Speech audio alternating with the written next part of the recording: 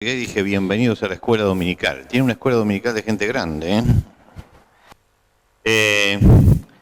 vamos a abrir la Biblia, abran su Biblia, en el Salmo 144. El Salmo 144.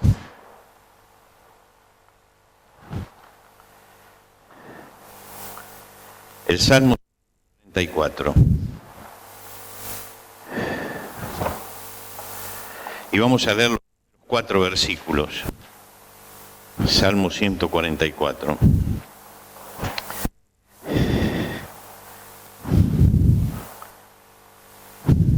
Dice así: bendito sea Jehová mi roca, quien adiestra mis manos para la batalla y mis dedos para la guerra.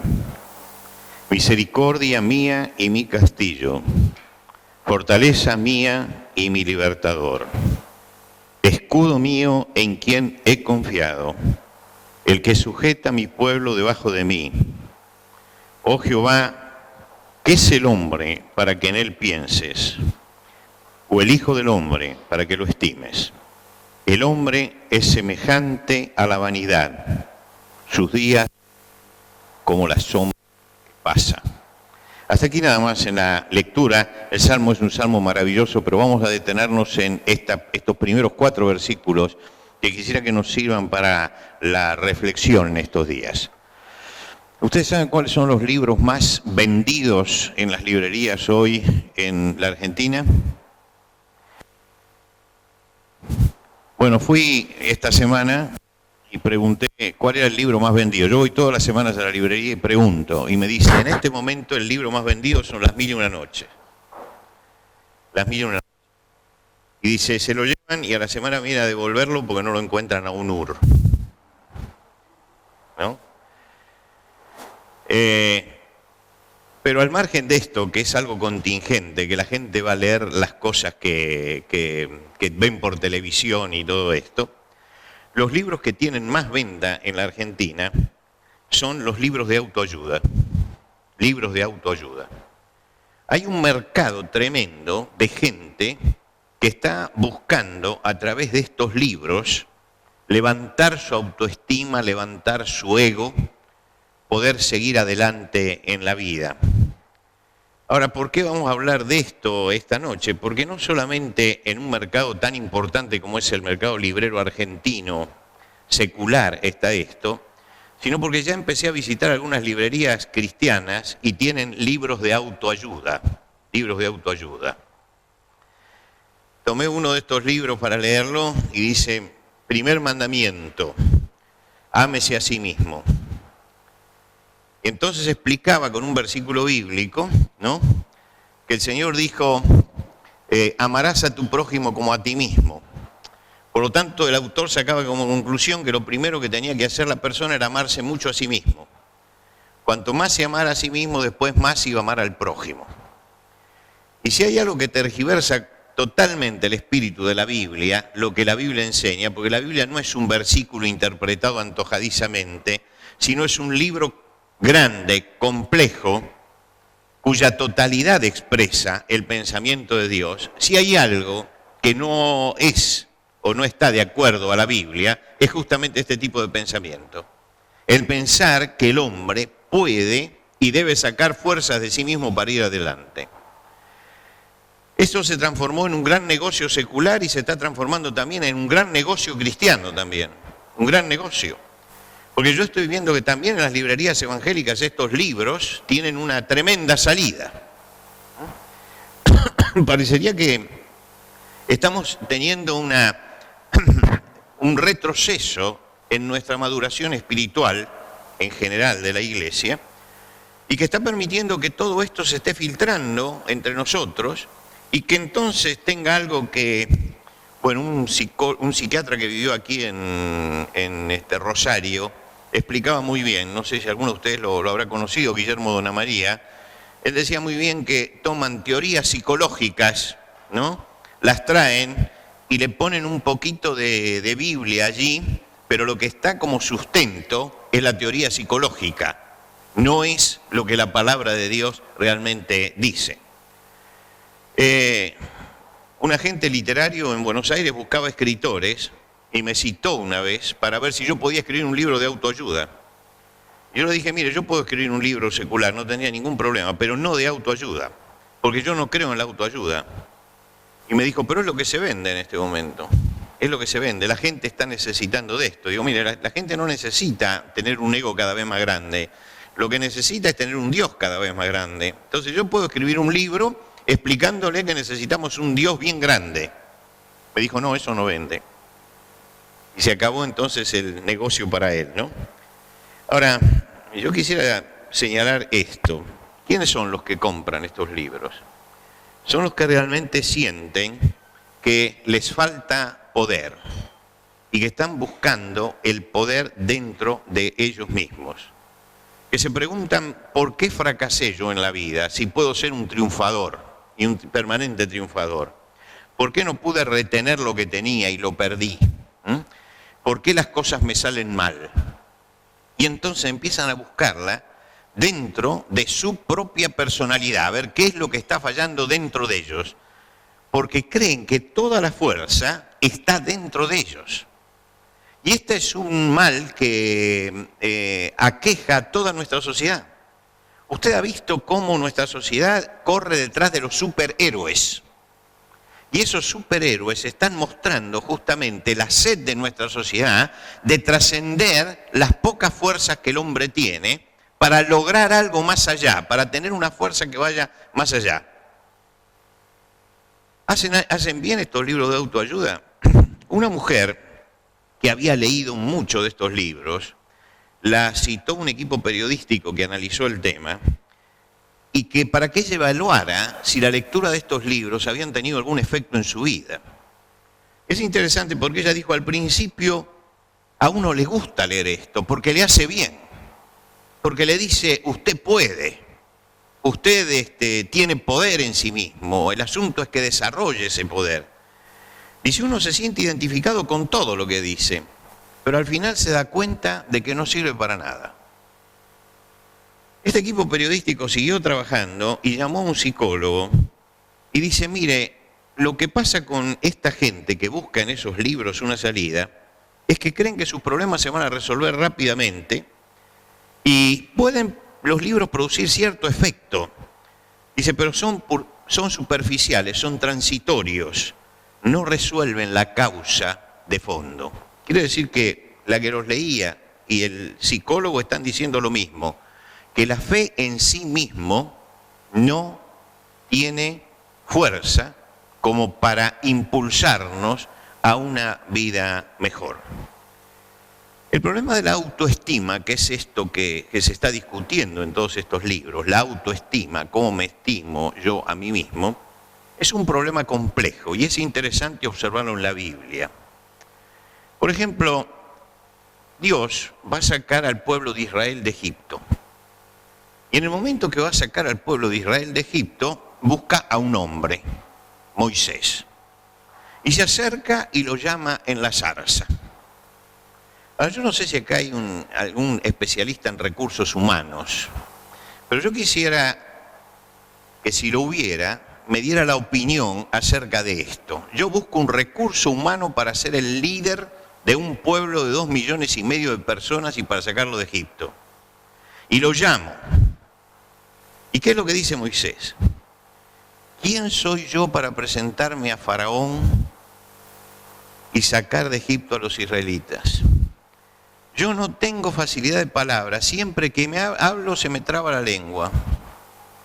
Ay, Señor, por favor, envía a alguna otra persona. Ahora, ¿qué gerente de recursos humanos tomaría a este hombre para que dirigiera gente?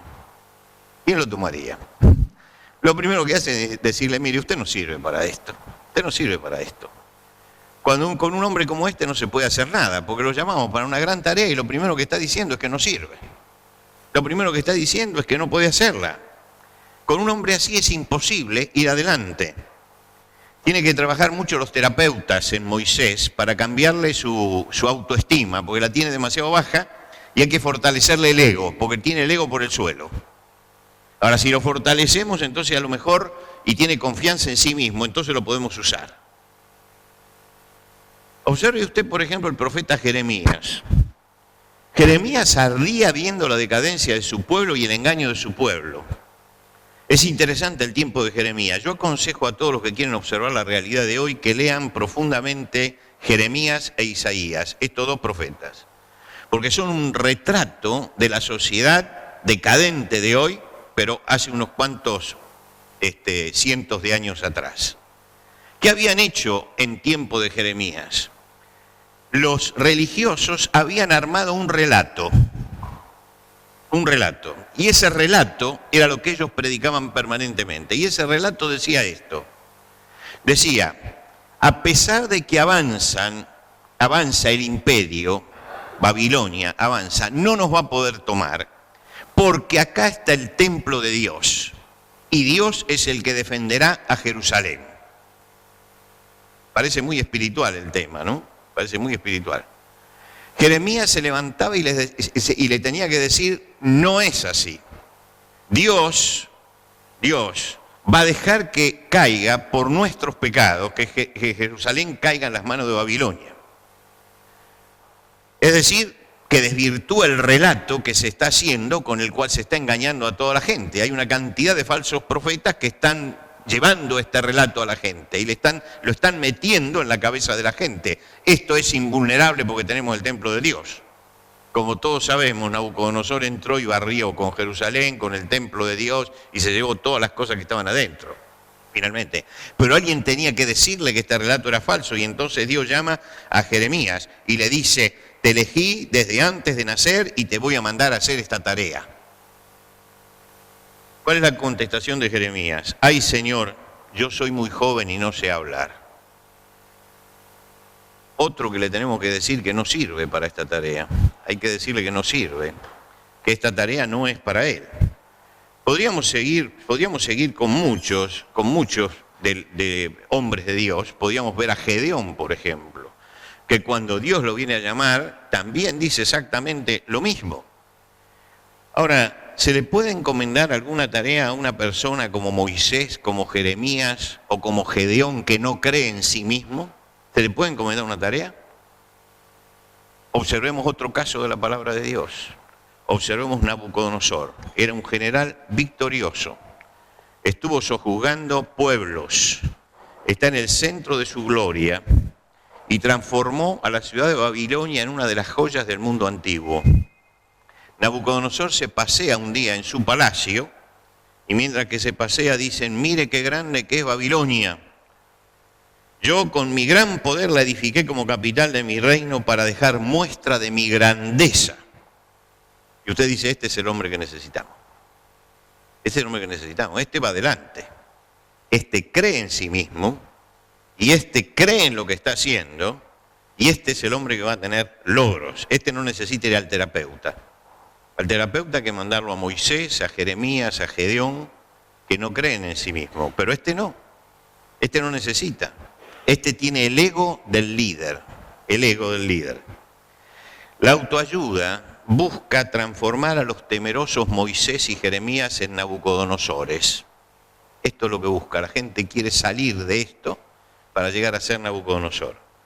Pero la historia demostró que Moisés y Jeremías fueron adelante, que Gedeón fue adelante y fue usado por Dios, que fueron útiles a su pueblo, que transformaron realmente la sociedad en la que ellos estaban y cambiaron las cosas.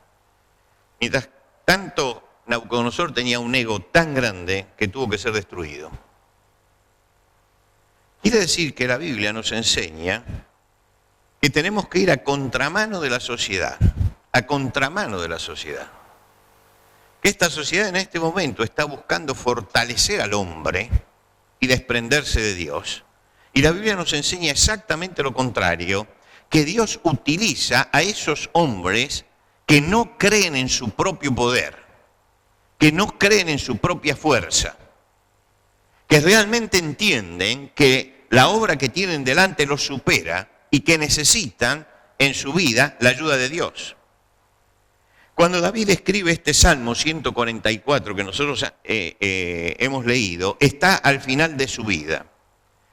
En el libro de los 150 salmos hay los compiladores marcaron 73 salmos escritos por David. Los hebreos dicen que muchos de ellos se pueden identificar por lo que el salmo dice, pero que la tradición es muy sólida para entender que realmente estos son salmos de David. Y cuando dice en la Biblia salmo de David, uno encuentra que hay mucho de la experiencia de él. El Salmo 144 no es el salmo de un joven inexperto que cuida las ovejas del Padre, como comenzó David su vida. No es tampoco en la historia de un fugitivo que se está escapando de Saúl y que teme por su vida. Para esto hay otros salmos también, hay otros salmos. El Salmo 23 es un recuerdo justamente de esa relación que él tuvo como pastor, viendo la relación que ahora tiene con Dios. Y hay salmos también donde él habla de esto. Pero este es el salmo que escribe en el momento en que dejó de ser ese joven inexperto y acabaron todas las luchas. No es el temeroso que huye porque teme por su vida, es el que está manejando un pueblo, es el que repite una pregunta que se hizo en el Salmo 8, ¿qué es el hombre? Pero no la repite al principio de su vida, la está repitiendo al final de su vida. El Salmo 8 es un salmo temprano, es un salmo de juventud. Todavía en el fragor de la lucha está David. Es una pregunta clave, sin embargo, la que se hace aquí, que tiene que ver con la autoayuda, cuando pregunta, ¿y qué es el hombre? ¿Qué es el hombre? Ustedes recuerdan la historia de David. La historia de David es una historia muy particular, que tiene un punto crucial donde la historia cambia. Y ese punto crucial en que cambia la historia, no solamente la historia de él, sino que cambia la historia de todo Israel en ese momento, es el momento en que él vence al adalid de los filisteos, a Goliat. En ese momento, en el momento que Goliat cae y los filisteos huyen, la historia de Israel pega un gran viraje que va a dar como resultado el esplendor del tiempo de Salomón. Es ese momento clave el que tiene en su vida. ¿Y por qué es esto? Porque hasta ese momento, hasta que sucede eso, los filisteos dominaban la tecnología del hierro y los hebreos no la tenían. Y el que tiene la tecnología manda siempre. La tecnología es poder. Y en ese momento la tecnología la tenían los filisteos. Y si ellos querían afilar una herramienta, tenían que pagarle a los filisteos. Y si querían hacer una herramienta, tenían que pagarle a los filisteos. Fíjense que en el momento en que cae Goliat, David le saca la espada a Goliat, porque él es el que tiene este elemento del cual ellos carecen. Y en ese momento ellos toman y se apropian de la tecnología del hierro y eso produce el gran boom de Israel que llega a su máximo esplendor con Salomón. Si David no hubiera vencido a Goliat, seguían sojuzgados porque no podían tomar la tecnología, pero inmediatamente empieza a narrarse en el libro de Samuel y de los Reyes cómo ellos empiezan a transformarse porque ahora saben manejar una tecnología diferente. Pero el que la conquista es David en ese momento. Es en el momento en que cae Goliat, es el punto crucial de la vida. Israel estaba en su último estadio de amenaza, porque lo que proponían los filisteos es, si Goliat vence, entonces ustedes van a ser nuestros siervos para siempre. Pero si vencen ustedes, entonces nosotros vamos a servirlos a ustedes. Y en ese momento se da vuelta la historia. Ahora, cuando David llega a ese lugar, ¿cuál es la opinión que los otros tienen de él? ¿Cuál es la opinión? El padre de David, Isaí, tenía 8 hijos. Mandó a 3 a enrolarse en el ejército. Ustedes se acuerdan de eso. David era el menor. No estaba en el lugar de la batalla. Hacía de mandadero, le llevaba la comida a los hermanos, cuidaba las ovejas de su padre. Y se nota que en la familia de David, David era lo que nosotros diríamos en nuestro lenguaje, el chico de los mandados. Fíjese usted que cuando llega Samuel a la casa, está toda la familia para recibirlo y todos los hijos. Isaí presenta a todos los hijos Y Samuel, en un impulso humano, de pronto va a ungir a uno de ellos, y Dios lo para y le dice, no es este, no es este, hay otro. Pero resulta que los habían presentado a todos. Y Samuel pregunta, pero no hay ningún hijo más. Dice, sí, tenemos uno chiquito que está allá cuidando las ovejas. Este no figuraba, a este no lo habían presentado. Este era el más chico. Y cuando llega al campo de batalla porque está llevándole la comida a los hermanos, el hermano mayor, Eliab, que es el heredero, que es el sucesor del padre, cuando David le pregunta acerca de la batalla, da su opinión él acerca de lo que va a suceder. Eliab lo descalifica y le dice, ¿a qué has venido aquí? ¿A qué has venido aquí? ¿Con quién dejaste esas cuantas ovejas que están en el desierto? El cuantas de Eliab es un cuantas despectivo, como diciendo, esas pobres ovejas que tenés que estar cuidando en este momento, ¿a quién se las dejaste? Esa es tu tarea, ese es tu trabajo. Yo conozco tu atrevimiento y tus malas intenciones porque has venido solo para poder ver la batalla. Es toda una calificación de la persona. El padre no lo presentaba como hijo, lo tenía allá, y los hermanos también lo tenían allá. El trabajo que tenía que hacer era cuidar esas cuantas ovejas que tenemos en nuestra casa, nada más que eso. Para su hermano él tenía una conducta censurable. Cuando se ofrece él para la batalla, el último que lo denigra es Saúl. Saúl le advierte, no podrás ir tú solo a luchar contra este filisteo. No podrás, porque aún eres muy joven, en cambio él ha sido hombre de guerra de su juventud. No podrás. Y cuando él insiste en que va a salir, un poco porque ya Saúl se siente desahuciado, hace 40 días que está saliendo y nadie sale del pueblo, todo el mundo está esperando que Saúl salga, porque Saúl es el hombre más grande, pasa a todos en una cabeza, quiere decir que es el hombre, es el adalid que tiene que salir, es Saúl, pero Saúl mira para otro lado, no se anima, y en el momento que David dice, bueno, pero yo voy a ir y lo voy a vencer, y da algunas razones que Saúl no entiende, Saúl le dice, bueno, te presto la armadura, y le quiere poner la armadura. Y Saúl era un hombre que pasaba a todos en una cabeza, y seguramente eran las armaduras de cuero, esas que se ponían para poder en alguna forma parar todo esto, pero él no podía andar con eso, era demasiado grande para él. Demasiado grande.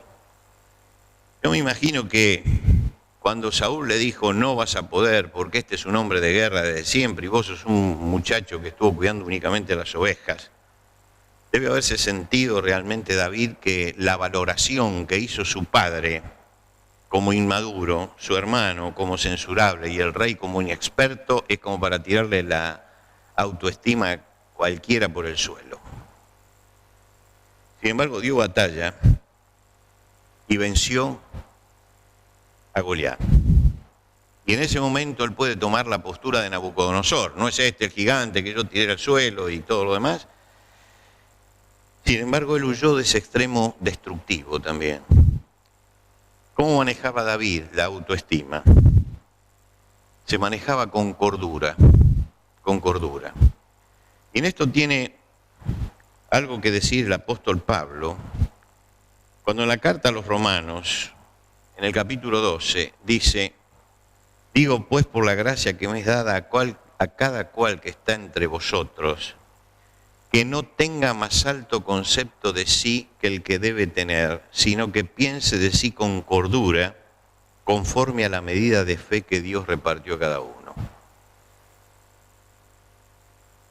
Cada uno de nosotros tiene, por la gracia de Dios, el Espíritu Santo, y el Espíritu Santo tiene que trabajar en nuestra vida para darnos la cordura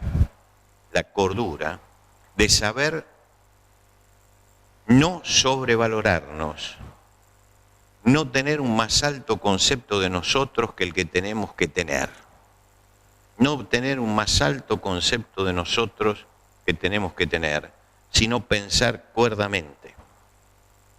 David en este salmo se ve como realmente es. como realmente es. En el Salmo 8, él habla del espacio y de la grandeza del universo. Y mira al hombre y ve la insignificancia y plantea la insignificancia del hombre frente al universo. ¿Qué es el hombre? ¿Qué es el hombre? En el Salmo 144 no habla del tiempo, no habla del espacio, habla del tiempo. El Salmo 8 habla del espacio. Cuando veo los cielos, obra de tus manos, está mirando el universo y dice, cuando miro eso y miro la inmensidad de esa, me pregunto, ¿qué es el hombre? ¿Qué es el hombre? Él siente la insignificancia del ser humano. Mis hermanos, somos seres insignificantes. Esto va contra la corriente que hoy tiene el mundo. Pero si pensamos de nosotros con cordura, somos seres insignificantes. Insignificantes. Dentro de 50 años, si el mundo sigue andando, ¿quién se va a acordar de mí? ¿Y quién se va a acordar de ti? Somos seres pasajeros. Decimos, soy un roble. La palabra de Dios dice, el hombre como la hierba, no es un roble, que hoy está y mañana no está. Hoy está y mañana no está. Y cuando llega un momento en que el cuerpo te empieza a abandonar y que te das cuenta que te empieza a abandonar, en ese momento te das cuenta también de la insignificancia del hombre.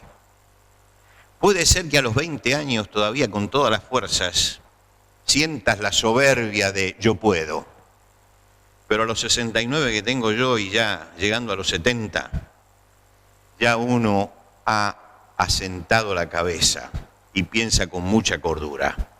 Y se da cuenta que uno es insignificante, y que pasa, y que está aquí simplemente, para cumplir la misión que Dios le encomendó y pasar. Y gracias a Dios que estamos en la memoria de Dios. Porque si estuviéramos en la memoria de los hombres, nadie se va a acordar de nosotros. Nadie se va a acordar de nosotros. Nadie. Cuando habla del tiempo, él se ve a sí mismo como el vapor que se disipa, como la sombra que pasa. Fíjense ustedes estas dos figuras maravillosas, el vapor que se disipa. Esta mañana cuando salí de Buenos Aires para venir acá, gran problema con la niebla, gran problema. El trayecto que hago en 30 minutos, tardé 1 hora y media en hacerlo, por la niebla. Parecía que la niebla era poderosa, nos detenía a todos, nos paraba a todos. Y de repente salió el sol y la niebla desapareció.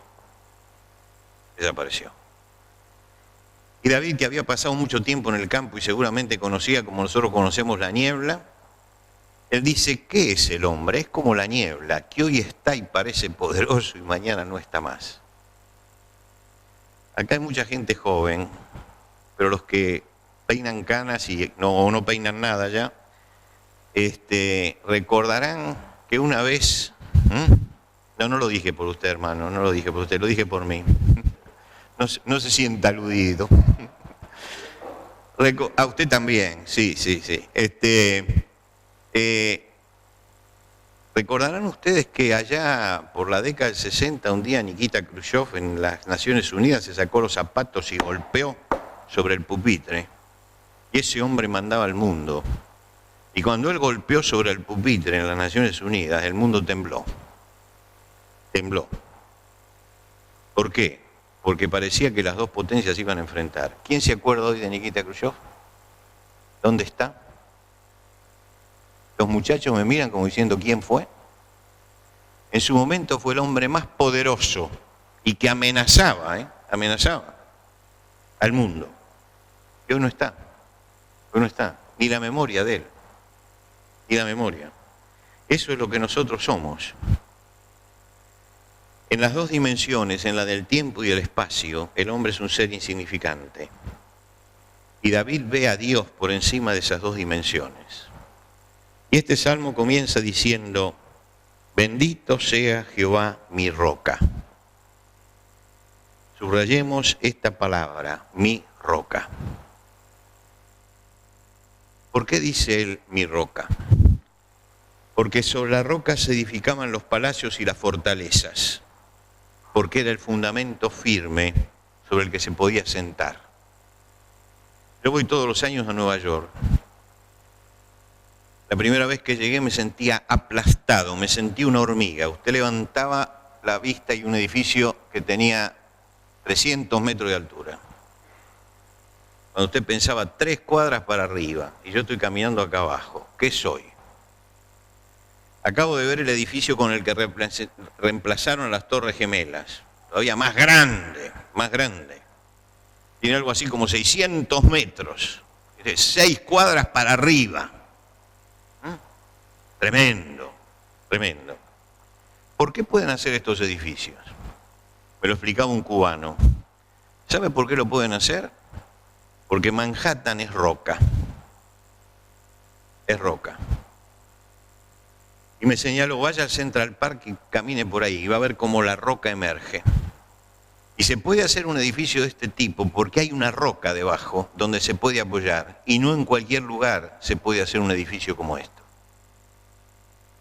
Y realmente es así, hay una roca debajo.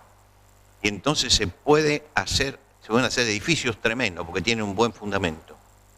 David, que no había visto esto ni tenía idea de lo que era Nueva York, sin embargo dice, bendito sea Jehová mi roca. Sobre él está edificando la vida, es el fundamento del cristiano. Estamos asentados sobre una roca. Es decir, tenemos un fundamento inamovible cuando nos hemos acercado al Señor y cuando lo hemos llamado al Señor para que sea el Señor de nuestra vida y nos hemos entregado a Él, hemos colocado el fundamento, hemos colocado la base. Y la base de la vida cristiana no está en la fuerza que yo tenga, ni en la capacidad que yo tenga, sino en la fortaleza del Dios que me sostiene, del Dios que me tiene, del Dios que me da la vida y que hace que la vida pueda generar pensamiento, sentimiento, voluntad, que es lo que somos todos nosotros. Pero es el Dios también que en un momento corta la vida. Yo cada vez que estoy así predicando pienso que todo esto que en este momento estoy hablando depende de pequeños capilares que están allí mandando esos hilitos de sangre que están haciendo que mi cerebro funcione, pero que en un momento Dios puede hacer así, cortar un capilar y yo me caigo aquí redondo y se acabó. Quiere decir que ¿por qué estoy aquí? Por la misericordia de Dios. Porque Dios tiene misericordia de mí. Porque la vida del hombre es frágil. Y como somos frágiles, necesitamos, como dice David, asentarnos en la roca. Por eso comienza en los últimos años, al mirar su vida hacia atrás, diciendo, bendito sea Jehová, mi roca, quien adiestra mis manos para las batallas y mis dedos para la guerra. Todos ustedes saben que David fue el gran general de su tiempo y el gran conquistador de su tiempo. David era un estratega. Se hicieron estudios sobre las estrategias de todas las batallas del Antiguo Testamento. No la hicieron cristianos, la hicieron judíos que están en este momento radicados en Israel y que pudieron estudiar sobre el terreno cada una de las batallas. Y hablan justamente de la profundidad estratégica de un rey para David para llevar las batallas adelante y de la forma en que la Biblia describe, claro que a nosotros que no sabemos de estrategia esto se nos pasa por arriba muchas veces, pero que la forma que describe la Biblia, la forma en que él actuaba y que marca de que sería un gran estratega. Y además sabía manejar su ejército en tal forma que hacía que el enemigo retrocediera y que lo pudiera capturar. Y llegó a darle a Israel tanto esplendor que no edificó el templo porque Dios se lo impidió, porque si no lo hubiera hecho. Y Dios le dijo que no. Pero cuando él escribe este salmo, él no se siente el estratega genial, no es el guerrero astuto e invencible. Él dice que es el Señor el maestro en todas sus tareas y el que lo capacita. Tengo una roca, pero es el que adiestra mis manos para las batallas. El que adiestra mis manos para las batallas y mis dedos para la guerra. es el que es el gran estratega, no soy yo, está diciendo. Es Dios el estratega de mi vida. Es Dios el que me lleva a esas victorias. Misericordia mía y mi castillo, fortaleza mía y mi libertador, escudo en que he confiado. En el momento que él escribe este salmo, por la forma que está diciendo, como decíamos, es el momento del esplendor de David, él tiene todo el ejército alrededor y está viviendo amurallado, en fortalezas amuralladas. Y él dice, el Señor es mi amparo de todos los peligros, un castillo que protege, una fortaleza alta que me pone lejos del alcance del enemigo, un escudo que me defiende. Utiliza tres figuras. Ustedes saben que el castillo se hacía para proteger a los que estaban dentro, que la fortaleza tenía altura para evitar que el enemigo penetrara y que el escudo era para detener el embate del enemigo. Y él dice, el castillo, la fortaleza y el escudo que me defiende es el Señor, es el Señor. Él es el fundamento, es el que me hace estratega, es el que me defiende. Y dice algo más, el que sujeta a mi pueblo debajo de mí. El que sujeta a mi pueblo debajo de mí. El Señor es quien sostiene su ministerio. El Señor es quien sostiene su ministerio. Quien lo colocó en el trono, quien lo hizo su siervo y quien lo está sosteniendo allí. Es un salmo de reconocimiento. Lo aprendió desde temprano. Lo aprendió desde temprano. El Señor que me ha librado, le dijo a Saúl, el Señor que me ha librado de las garras del león y de las garras del oso, Él también me librará de las manos del filisteo. Lo aprendió desde temprano. Aprendió temprano en la vida que el hombre necesita tener un fundamento sólido, necesita tener un Dios que lo dirija, necesita tener una fortaleza que lo proteja, necesita todas estas cosas para poder enfrentar el ministerio que Dios le dio. Entendió que el hombre insignificante no puede, pero que todo es posible si se consigue que Dios dé la fortaleza, para que la gloria nunca sea la gloria del hombre, sino siempre sea la gloria de Dios. Y esto es lo que muchas veces no entendemos en nuestra vida espiritual. Muchas veces no entendemos. ¿Por qué fueron adelante Moisés, Jeremías, Gedeón? Porque Dios no les dijo, tú puedes. No le dijo, tú puedes. Él le dice a Moisés, anda, y yo estaré contigo. Y hay una profunda diferencia entre una frase y la otra. El tú puedes se basa en la fuerza de la persona.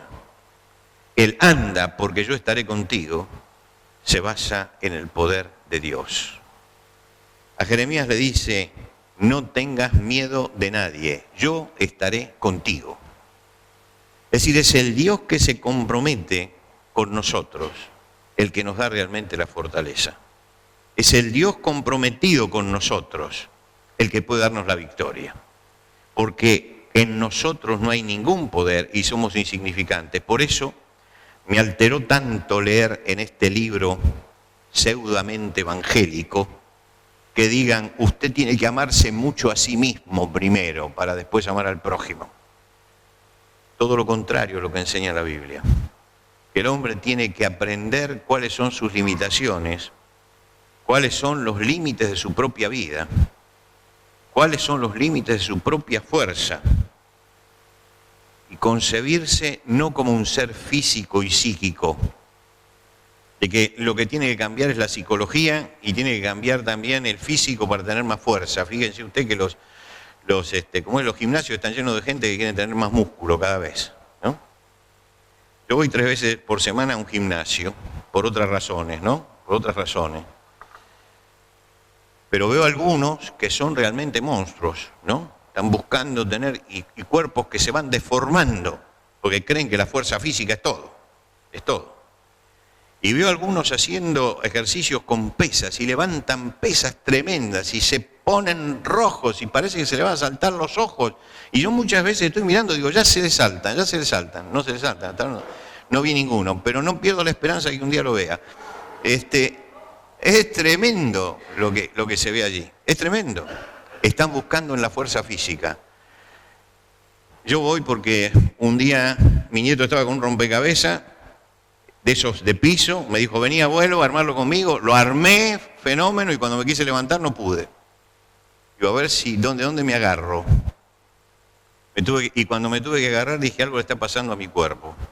Dije, bueno, necesito moverme un poco más, tengo una vida demasiado sedentaria. Y por eso voy. Pero yo veo allí quienes van porque creen en la fuerza física, creen realmente en el poder de la fuerza física, así como otros creen en la fuerza del poder intelectual de la persona. Y otros creen en que lo que necesitan es fuerza psíquica, es decir, transformar su alma.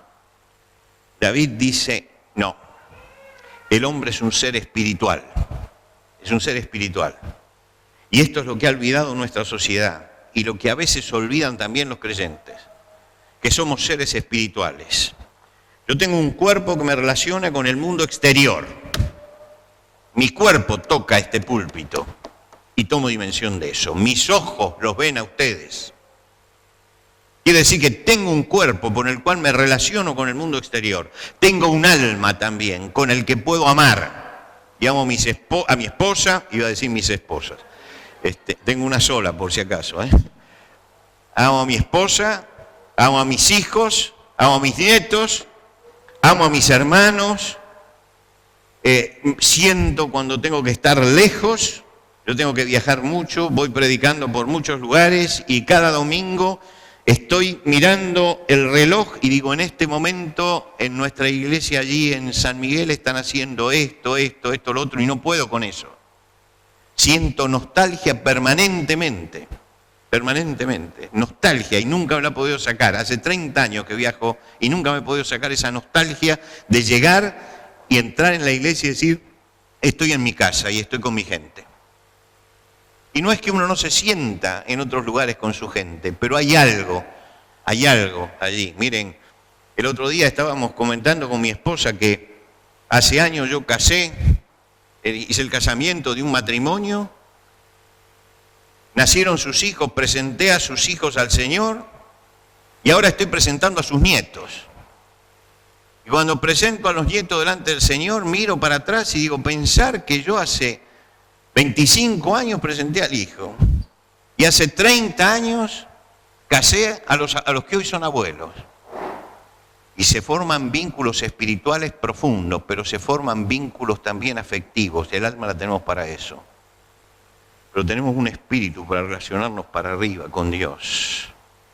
Y la vida cristiana no depende del alma, ni depende del cuerpo. Depende de esa relación vertical que nosotros tengamos con Dios. Depende de qué represente Dios realmente en nuestra vida. Depende de qué presencia tiene Dios en nosotros todos los días de la semana, no el domingo, sino todos los días de la semana. Estoy recorriendo un salmo que lo aprendí de memoria cuando todavía no sabía leer. Es el Salmo 23, lo estoy recorriendo. En general tomamos el Salmo y empezamos, el Señor es mi pastor, y todos decimos, el Señor es mi pastor, el Señor es mi pastor, el Señor es mi pastor, y nos quedamos tranquilos con eso. Pero ¿realmente podemos decir el Señor es mi pastor? Y esta es la pregunta. Porque decir es mi pastor quiere decir que yo dependo de Él permanentemente, que lo estoy siguiendo a Él, que todas las decisiones que tomo, las tomo mirándolo a Él, que me levanto y lo miro a Él, que camino y lo miro a Él. Y es tan fácil repetir el Señor es mi pastor,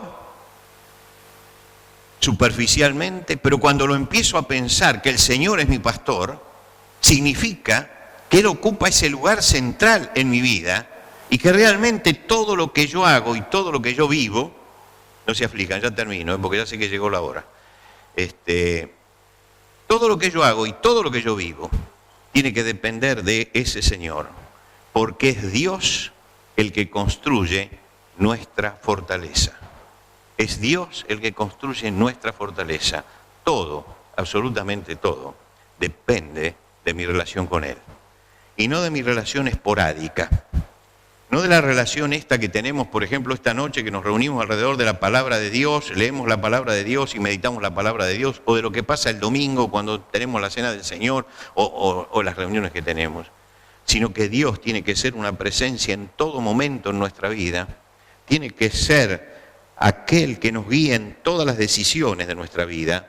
No es el bombero Dios que me viene a apagar los incendios cuando estoy ahí ya que no doy más, entonces digo, Señor, ayúdame, sino es el que me tiene que guiar para que no me incendie, el que tiene que estar conmigo todos los días y en el cual yo tengo que asentar mi fortaleza. Él es realmente la fuerza de la vida cristiana. Él es la roca sobre la cual nos asentamos, es el que nos entrena, es el que nos forma, es el que nos proyecta, es el que pone los límites de nuestro ministerio y de esa relación personal que yo tenga con Él todos los días, del contacto diario que yo tenga con la palabra de Dios, del contacto diario que tenga con el Señor en oración, de sentir que la presencia de Él tiene que estar conmigo todos los días y yo tengo que percibir esa presencia, no solamente saberlo, sino percibir esa presencia. Depende justamente el desarrollar un ministerio en nuestra vida, el llevar adelante nuestra vida espiritual siendo de bendición para los demás. ¿Y saben qué pasa? Estamos viviendo en un tiempo donde estamos tan apurados y donde hay tantas cosas, ¿no?, que nos distraen permanentemente. Estamos viviendo en una época tan histérica que muchas veces no tenemos en el día el tiempo necesario para pararnos y mirar hacia arriba. Y muchas veces los fracasos que tenemos se debe justamente a eso, a que no estamos haciendo que el tiempo para Dios sea importante para nosotros, que la relación con Él sea una relación permanente. Esta mañana cuando salí mi esposa me dice, mira, ella no quiere que yo viaje solo, maneje solo tantos kilómetros, siempre vamos juntos, pero no podía ella venir esta vez. Y entonces me dice, mira, tuve que convencerla de no venir en micro, de venir manejando. Le dice, cada 100 kilómetros me llamás. Cada 100 kilómetros parás y me decís, estoy bien, sigo. Cada 100 kilómetros, estoy bien y sigo. Yo cuando empecé a caminar dije, ¿por qué me dice eso? Bueno, indudablemente, porque creo que me quiere. Dice eso, pero no va a poder hacer nada. No va a poder hacer nada. Si yo no la llamo después de un tiempo, lo único que puede hacer, ¿qué es? Es preocuparse, nada más. Salir a buscarme, todo esto. Y cuando la llamé la primera vez, le dije, mira, quédate tranquila porque voy acompañado. Dice, ¿con quién te encontraste? No, digo, mira, siento que el Señor va conmigo. Percibo que el Señor va conmigo. Quédate tranquila. Y la llamé recién cuando llegué acá. Y le dije, ¿estuviste tranquila? Sí, estuve tranquila. Lo que me dijiste me dejó tranquila. Es percibir esa presencia del Señor con nosotros, todos los días. Lo que nos da tranquilidad, sosiego, paz. Un día estaba en un avión que se agitaba, en una de esas tormentas que a veces suele pasar, cada vez menos para los que vuelan. Antes había más tormentas, ahora se las elude mucho más fácil. Se empieza a sacudir en el momento que surge, pasa la cordillera, que es el momento clave, ¿no? Al cruzar la cordillera el avión hay una turbulencia especial y ese día hubo una turbulencia especialísima. Ya la habían anticipado porque decían, al principio ya estaban diciendo, guarden los equipajes bien fuerte abajo, se ve que ya preveían el problema este. Y cuando estábamos en medio de la tormenta, tenía una mujer al lado mío que estaba desesperada. Realmente para ella, y trataba de alcanzar en el lugar donde se guardan las cosas, en el baúl ese que está arriba, trataba de alcanzar algo, Y yo le digo, ¿qué le pasa? Digo, ¿qué necesita? Ah, dice, porque nos vamos a morir todos. Digo, ¿y qué es lo que está buscando usted? Ah, dice, porque tengo a Santa Teresita allá arriba, seguramente dice, y necesito pedirle a Santa Teresita que... Dice, ¿y usted está tan tranquilo porque viaja mucho? No, digo, yo no estoy tranquilo por eso. Usted le quiere pedir a Santa Teresita, mira, entre que usted levanta la mano y la encuentra a Santa Teresita, le pide, y Santa Teresita le va a hablar a Dios, el avión se vino abajo. La mujer se puso todavía peor, ¿no? Peor. Digo, así que el avión se cae antes que usted agarre eso. Digo, ¿por qué no lo hacemos más directo? ¿Por qué no le pedimos a Dios directamente? La mujer se quedó y yo le dije, inclínese y ore conmigo. Vamos a pedirle a Dios. Y esa mujer, en ese momento, yo no sé si ella tuvo paz en su corazón, pero ella vio una paz diferente. Y me preguntó de dónde venía eso. Yo le dije, mire, yo antes de salir, y eso lo hacemos siempre antes de salir, leemos el Salmo 121. Él guardará tu salida y tu entrada desde ahora y para siempre. Es una tradición familiar. Leemos ese salmo. Él guardará tu salida y tu entrada. Lo leíamos cuando nuestros hijos eran chicos y las despedidas eran mucho más duras. Pero siempre hemos tenido eso. Él guardará tu salida y tu entrada desde ahora y para siempre. Y le repetí justamente eso a esta mujer. Él guardará tu salida y tu entrada. A Dios le dije, hay que buscarlo cuando uno está en la tierra, no cuando está en la tormenta arriba. Pero Dios está siempre cerca. Y uno sabe que toda la vida está siempre la dependencia de Dios. Y yo sentía en ese momento una profunda paz y una profunda satisfacción de haber podido ayudar a alguien a que entendiera que en las contingencias de la vida el único que puede sostenernos es Dios y el único que puede darnos respuesta es Dios. Cuando nuestra vida está realmente asentada en Él y cuando yo puedo decir con propiedad, como decía David, el Señor es mi pastor, va siempre delante. Y en este Salmo 144 da toda la explicación de qué significa que el Señor es mi pastor. Desmenuza todas las cosas.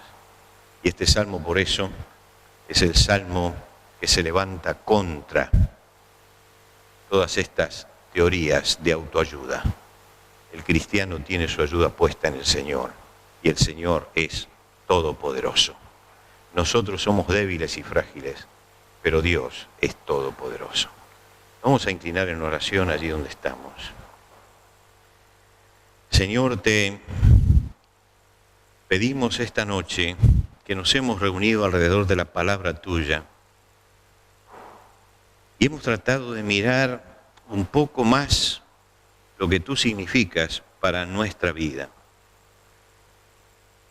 Que tu palabra y solamente tu palabra sea lo que se grabe en nuestros corazones.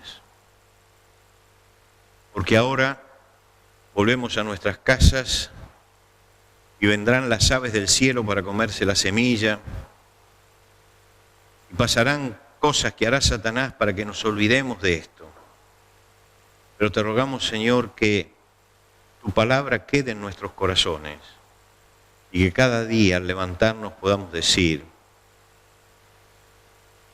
bendito sea el Señor, mi roca, aquel sobre el cual estoy afirmado. Señor, ayúdanos a cumplir el ministerio que tú nos has dado, a cumplir con el propósito que tú tienes para nuestra vida. Cuando hemos sido salvados en Cristo Jesús, sabemos que tú tenías un propósito para nosotros y tienes hasta hoy un propósito para nosotros. Danos, Señor, la docilidad y la entrega necesaria para que podamos decir, como decía el salmista, el Señor cumplirá su propósito en mí.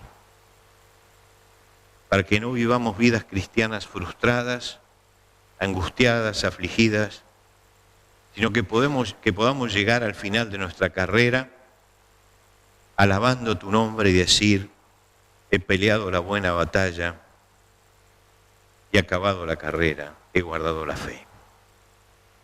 Señor, quisiéramos terminar este encuentro de esta noche adorándote, inclinándonos reverentes ante tu presencia. Porque tú eres realmente el Dios Todopoderoso, Creador de los cielos y de la tierra, pero eres nuestro Padre Celestial. Y te damos gracias por ese amor de Padre que muestras todos los días por cada uno de nosotros, que lo percibimos en cada acto de nuestra vida. Por esa presencia tuya constante, protegiéndonos, ayudándonos, guiándonos, orientándonos. Por ese amor que se multiplica permanentemente para buscar nuestro propio bien. Señor, te agradecemos también por el Señor Jesucristo, nuestro Redentor, aquel que nos dio entrada a tu misma presencia, aquel que nos abrió el camino, tu amado Hijo, y te agradecemos por este camino nuevo y vivo que Jesucristo abrió hacia tu presencia.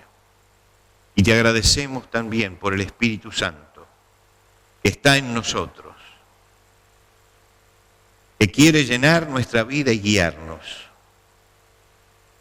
Y al mirar, Señor, la obra de la Trinidad cumplida en nuestra vida y ver la maravilla de tu plan para con nosotros, tan maravilloso como el plan que tuviste al hacer la creación y al crear a Adán, ese plan que tú tienes para la vida de tus hijos, te agradecemos, Padre, y te adoramos.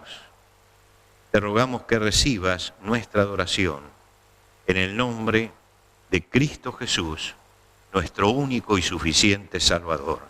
Amén. Amén. Dios les bendiga, hermano.